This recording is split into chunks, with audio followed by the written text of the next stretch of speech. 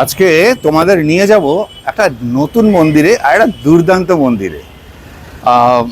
আমার হাত ধরে তো বিভিন্ন ভালো ভালো জায়গায় যাচ্ছ, অনেক ভালো ভালো মন্দির, অনেক রেস্টুরেন্ট, অনেক সুন্দর সুন্দর পার্ক।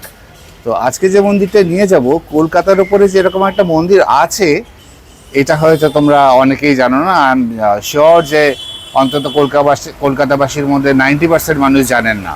তো যাই হোক, এবারে যাবো সেই মন্দিরে। Hello, I am Joy and welcome to my channel, follow me.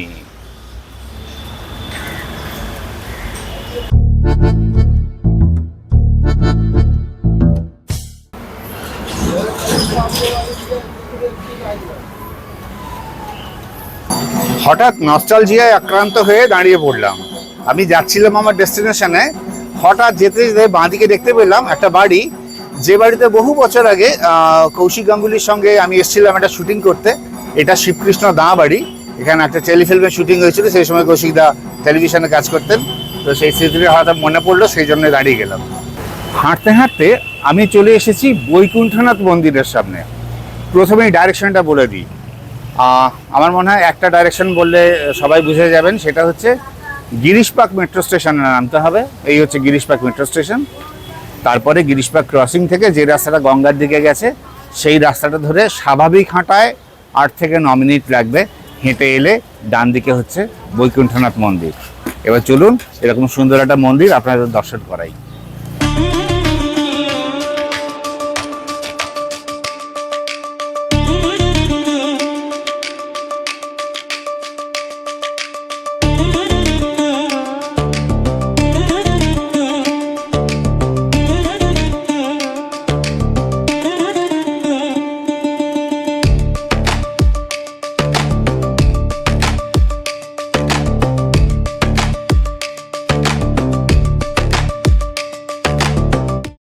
আচ্ছা, একটা ইম্পর্টেন্ট ইনফরমেশন দিয়ে রাখি, সেটা হচ্ছে ব্যাগ ঘাড়ে করে নিয়ে মন্দিরে ঢুকে পড়তেই পারেন, কিন্তু মন্দিরে ঢোকার সময় দরজার বাইরে দেখবেন প্রচুর জুতো এবং চটি খোলা রয়েছে।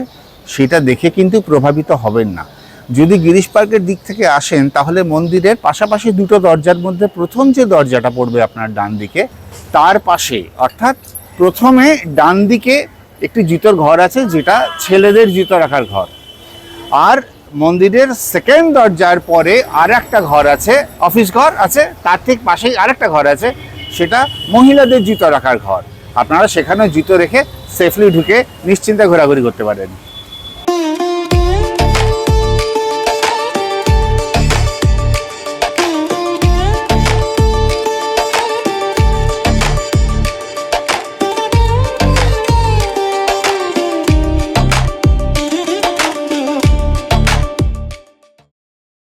এই মন্দিরটা যে শুধু দক্ষিণ ভারতীয় মন্দিরের মতো দেখতে তাই নয়, এটা কিন্তু একেবারে দক্ষিণ ভারতীয় মন্দির। আর মজার কথা হলো, একদম খাস কলকাতার বুকে দাঁড়িয়ে এখানকার সমস্ত পুরোহিতরাও কিন্তু একদম খাস দক্ষিণ ভারতীয়। আচ্ছা, গর্ভগৃহের কিন্তু ছবি তোলা বারণ, সেই জন্য আপনাদের দেখাতে পারবো না।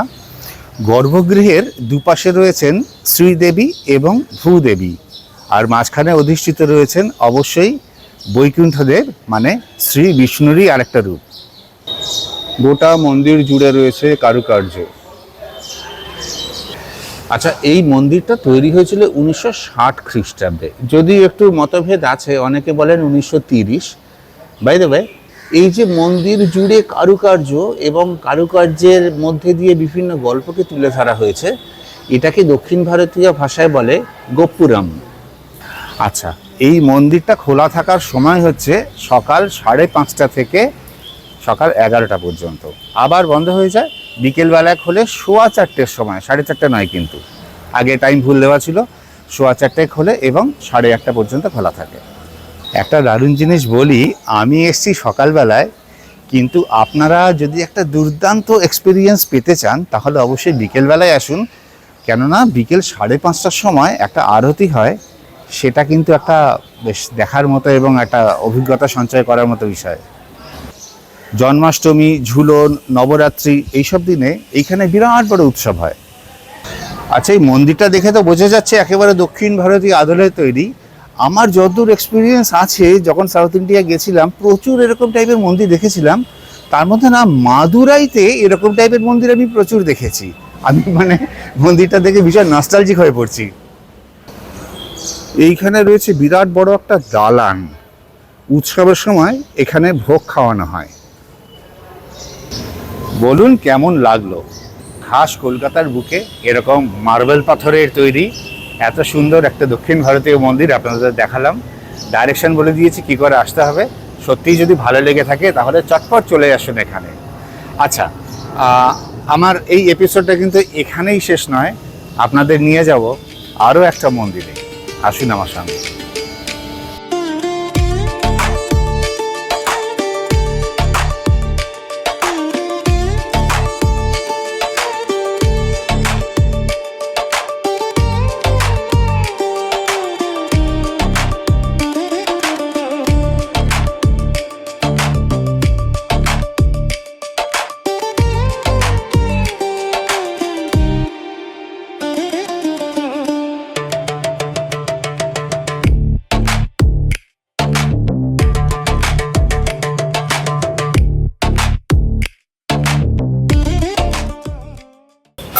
2020 সালের 28শে ফেব্রুয়ারি মল্লিক বাড়ির এক অংশের ঐতিহ্যকে পুনরুদ্ধার করে তৈরি হয় এই সিদ্ধিবিনায়ক মন্দির।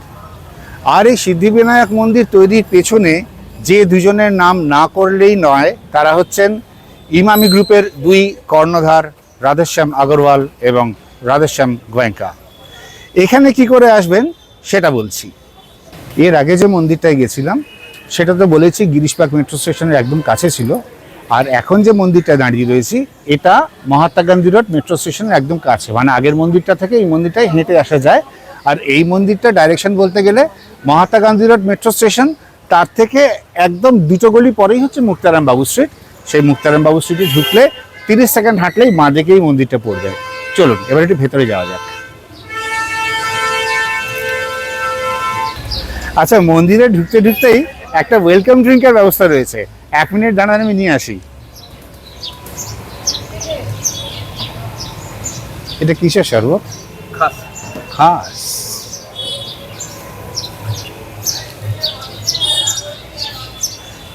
আমার হাতে চলে এসছে খাস শরবত। এইটা বেশ একটা উপরি পাওয়া, মানে এরকম ধরনের কিছু হলে মনটা বেশ ভালো লাগে। আর আমি তো এমনি খেতে ভালোবাসি এবং পিতে ভালোবাসি। না, আমি ফুড ব্লগ করবো না, এটা আমি শরবতটা খাবো, আপনারা পাবেন।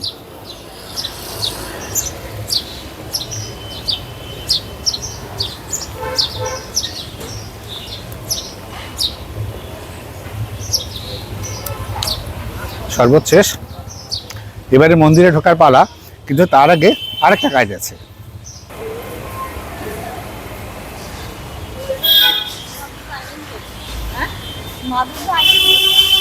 এখানে রয়েছে জুতো রাখার জায়গা। আমি জুতো রাখলাম, রেখে চলে এলাম, সেফ জায়গায় জুতো থাকলো। এবার নিশ্চিন্তে মন্দিরে ঢুকতে পারি। আসুন।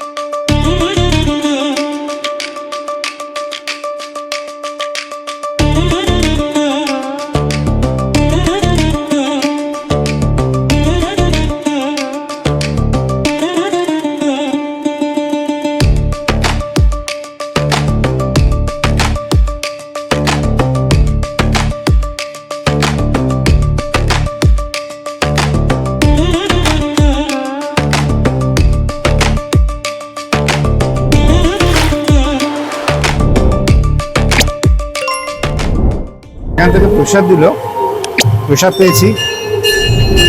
এটাও মানে এটা উপরি পাওয়া বলবো না, কি বলবো, মানে মন্দিরে এলে অটোমেটিক্যালি একটা ভক্তি ভাব তো জেগে ওঠে। এটা বড্ড ভালো লাগছে এরকমভাবে ঠাকুরের প্রসাদ পাওয়া। আমরা বহু জায়গায় ঠাকুরের প্রসাদ পাওয়ার জন্য লাইন দিই, অনেক প্ল্যান প্রোগ্রাম করি। এরকমভাবে ঠাকুরের প্রসাদ পেয়ে যাওয়াটা বেশ, ঠাকুরের আশীর্বাদ যেন আমাদের ওপর, আপনাদের ওপর, সবার ওপর সারা জীবন ধরে থাকে। এইখানে আরেকটা নতুন জিনিস দেখলাম, প্রত্যেক দিনই বোধহয় কেউ ভান্ডারা টাইপের দেয়। তো এখানে আজকের ভোগ তৈরি হচ্ছে, প্রসাদ তৈরি হচ্ছে। কোনো একজন ব্যক্তি আজকে সন্ধ্যা 6:30টার সময় আসবেন, তার প্রেজেন্সে সেই ভোগ বিতরণ করা হবে জনগণের মধ্যে বা গরিব মানুষের মধ্যে।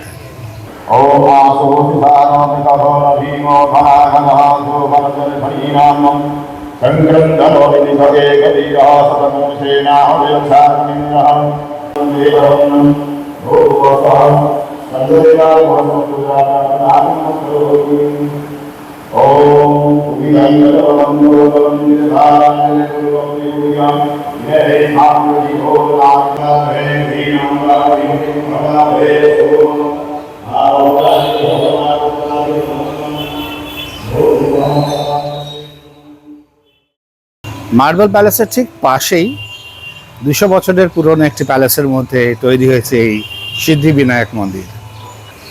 সকালবেলায় 6:30 থেকে 12:30 পর্যন্ত, আর বিকেলবেলায় 4:30 থেকে রাত্রি 9টা পর্যন্ত খোলা থাকে এই মন্দির। আর হ্যাঁ, এটা কিন্তু সপ্তাহে 6 দিন, আর বুধবার সকাল থেকে রাত পর্যন্ত পুরোটাই খোলা, মাঝখানে বন্ধ হয় না। আজকে দেখিয়ে দিলাম দুটো মন্দির, আর এই দুটো মন্দিরই একদম কাছাকাছি, একটা গিরিশ পার্ক আর একটা মহাত্মা গান্ধী রোড।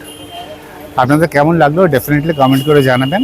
আমি এরকমভাবে আমার ব্লগ ছাড়তেই থাকবো, আপনারা দেখতে থাকুন, আমাকে আশীর্বাদ করতে থাকুন।